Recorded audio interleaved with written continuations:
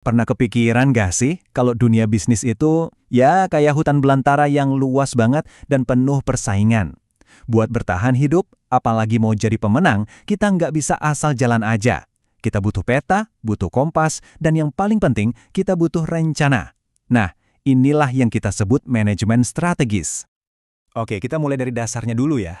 Coba deh bayangin, setiap perusahaan, mau itu startup kecil-kecilan atau korporat raksasa, itu semuanya ada di dalam satu ekosistem yang sama. Ekosistem yang ganas, semuanya berjuang buat dapatin sumber daya yang sama, pelanggan yang sama, dan tempat di puncak rantai makanan. Di sini, taruhannya bukan cuma untung rugi, tapi soal hidup dan mati.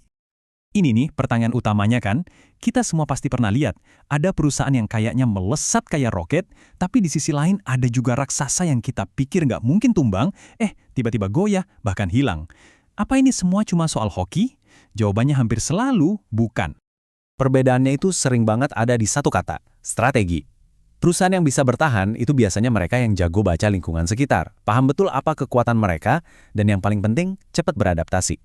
Sebaliknya, raksasa-raksasa yang tumbang itu, ya mereka yang terlalu nyaman, nggak peduli sama perubahan, dan akhirnya ya kesasar di hutan yang udah berubah total. Oke, kalau kuncinya ada di strategi, terus mulainya dari mana? Gini, langkah pertama buat bertahan di hutan ini adalah kita harus punya peta yang akurat. Dalam bisnis, peta ini adalah pemahaman kita soal dunia di luar perusahaan. Peta ini yang bakal nunjukin di mana ada jurang bahaya dan di mana ada harta karun tersembunyi.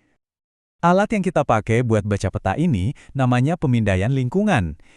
Jangan salah ya, ini bukan sekedar baca berita utama pas pagi-pagi.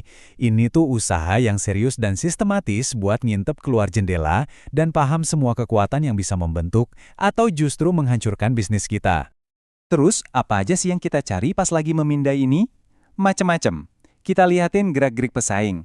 Kita pantau kondisi ekonomi, lagi bagus atau lagi lesu. Kita juga harus waspada sama perubahan teknologi yang bisa bikin produk kita jadi kuno. Terus kita perhatiin juga tren sosial sama peraturan-peraturan baru.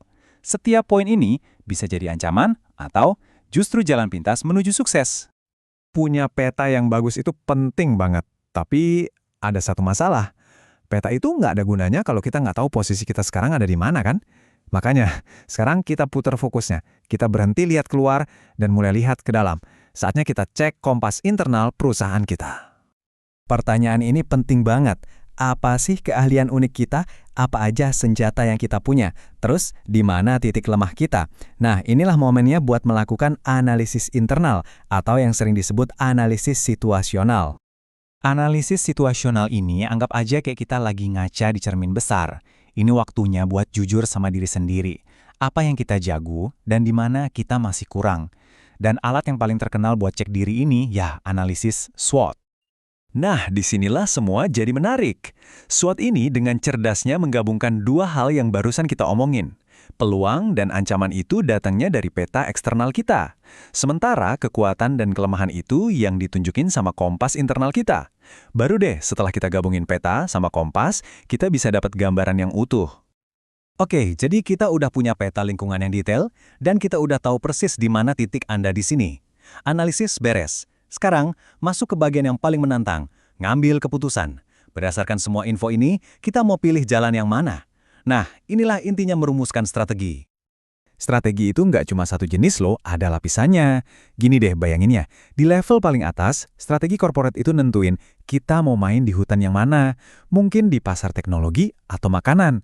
Begitu diputusin, strategi bisnis nanya, gimana cara kita menang di hutan ini?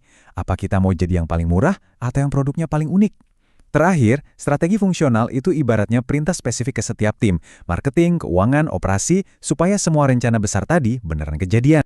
Setelah semua analisis dan perencanaan ini, mungkin kedengarannya seolah-olah, ya udah kerjaan kita selesai. Tapi, justru ini wawasan paling penting dari manajemen strategis. Di dunia bisnis, nggak pernah ada yang namanya garis finish. Peta itu terus-terusan digambar ulang, karena hutan ini selalu berubah. Jadi, poin krusialnya itu ini, strategi yang hebat hari ini bisa jadi basi besok.